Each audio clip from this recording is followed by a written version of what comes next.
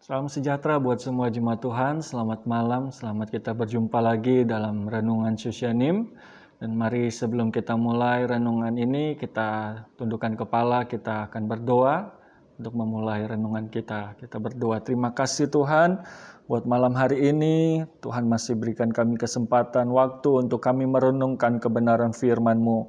Mari sebelum kami membaca dan merenungkan firman-Mu, berkati kami semua, urapi kami semua agar kami dapat mengerti setiap kebenaran firman-Mu.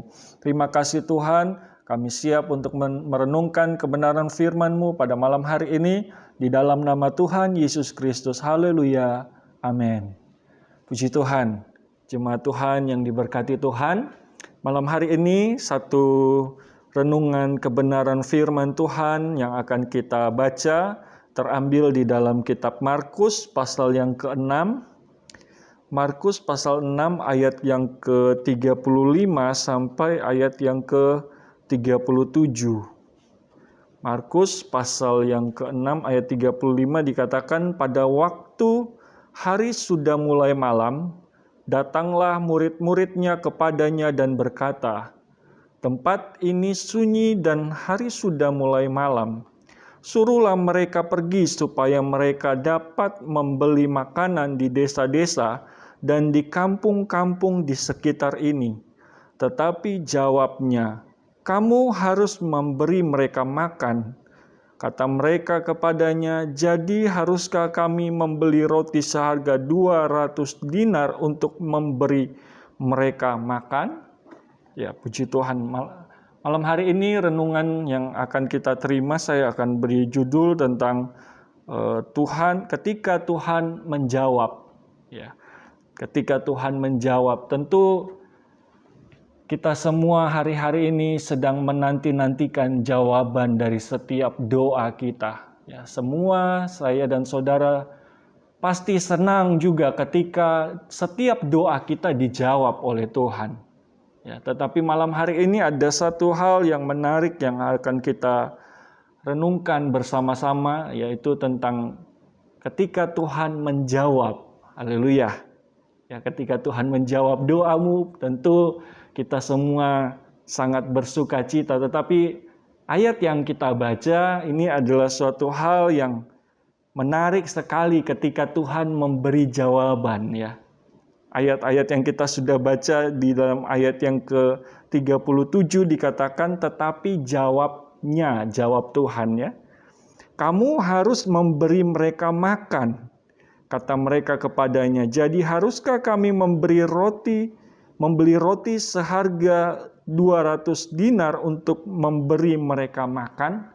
Saudara, jemaat Tuhan, ini satu kisah yang tidak dapat kita lupakan, ya, karena ayat-ayat ini berbicara tentang Yesus memberi makan 5.000 orang. Ya, dimulai dengan apa yang Yesus jawab kepada murid-muridnya. Ketika murid-muridnya berkata, Tuhan, suruhlah pulang orang-orang supaya mereka mencari makan di tempat mereka masing-masing. Tetapi ayat yang ke-37, Yesus tidak menjawab, ya, suruh saja mereka pulang karena kita akan kesusahan memberi makan 5.000 orang. Ya. Tetapi Yesus berkata, suruhlah mereka duduk, ya, dan kamu harus memberi makan mereka. Ya. Ini kisah yang luar biasa sekali ketika Tuhan menjawab sesuatu hal yang bukan berdasarkan keinginan murid-murid. Karena murid-murid tidak mungkin bisa memberi makan 5.000 orang. Ya, tetapi Yesus berkata, kamu harus memberi makan mereka. Ya, jawaban Tuhan yang sering kali kita alami berbeda dengan apa yang kita inginkan. Ya, kita akan lihat ketika Tuhan menjawab, sebenarnya ada hal-hal yang dapat kita pelajari ketika Tuhan menjawab berbeda dari apa yang kita inginkan. Yang seharusnya murid-murid maunya, ya sudah suruh pulang saja supaya mereka bisa cari makan masing-masing. Tetapi Tuhan berkata, Tuhan menjawab murid-muridnya, kamu harus memberi makan mereka. Ya, satu hal yang luar biasa sekali yang dapat kita pelajari dari ketika Tuhan menjawab setiap doa-doa kita, tetapi berbeda dengan apa yang kita inginkan, ya. Maka kita juga dapat melihat satu contoh juga yang terambil di dalam Lukas. Lukas pasal yang ke-5, ayat yang ke-4 sampai ayat yang ke-5, firman Tuhan berkata begini. Setelah selesai berbicara, ia berkata kepada Simon, "Bertolaklah ke tempat yang dalam dan tebarkanlah jalamu untuk menangkap ikan." Simon menjawab, "Guru, telah sepanjang malam kami bekerja keras dan kami tidak menangkap apa-apa. Tetapi karena engkau menyuruhnya, aku akan menebarkan jala juga." Saudara, ini juga satu kisah yang luar biasa yang dialami oleh Simon Petrus sebagai murid Tuhan. Ketika dia sudah mencari ikan semalam-malaman dan tidak menerima apa-apa, jawaban Tuhan yang diberikan kepada Simon adalah, "Bertolaklah lebih dalam dan tebarkanlah jalamu." Maka di sini satu hal yang berbeda dengan logika manusia. Tentu orang akan berpikir ketika harus menjala ikan, waktu itu penting sekali untuk diperhatikan.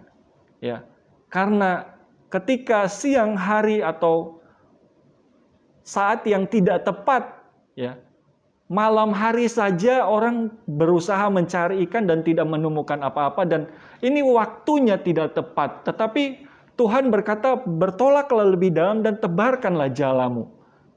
Kalau kita baca setiap jawaban-jawaban Tuhan yang Tuhan berikan, sepertinya berlawanan dengan logika manusia. Ya. Tetapi ada hal-hal yang menarik yang kita dapat pelajari ketika Tuhan menjawab setiap doa-doa saya dan saudara. Cara Tuhan menjawab doa pasti berbeda-beda, tetapi kita dapat pelajari dari apa yang Tuhan kerjakan ketika dia ada di dalam dunia. Ya, satu contoh lagi kita dapat lihat di dalam Yohanes pasal 11 ayat yang ke-4 sampai ayat yang ke-6. Yohanes pasal 11 ayat 4 sampai 6 dikatakan, ketika Yesus mendengar kabar itu, ia berkata, "Penyakit itu tidak akan membawa kematian, tetapi akan menyatakan kemuliaan Allah, sebab oleh penyakit itu anak Allah akan dimuliakan." Yesus memang mengasihi Marta dan kakaknya dan Lazarus. Namun setelah didengarnya bahwa Lazarus sakit, ia sengaja tinggal 2 hari lagi di tempat di mana ia berada. Dari kisah yang kita sudah baca tentang hari-hari di mana Lazarus sedang mengalami sakit penyakit, ya. Maria dan Marta sebagai saudaranya tentu sangat berharap sekali agar ketika Yesus mendengar bahwa Lazarus sedang sakit, Maria dan Marta tentu berharap agar Yesus datang. Dan banyak orang berharap agar Yesus datang dan menyembuhkan Lazarus. Tetapi berbeda dengan yang terjadi ketika Yesus mendengar bahwa Lazarus sedang sakit parah. Ya, dikatakan Yesus sengaja tinggal beberapa hari, menunggu beberapa hari.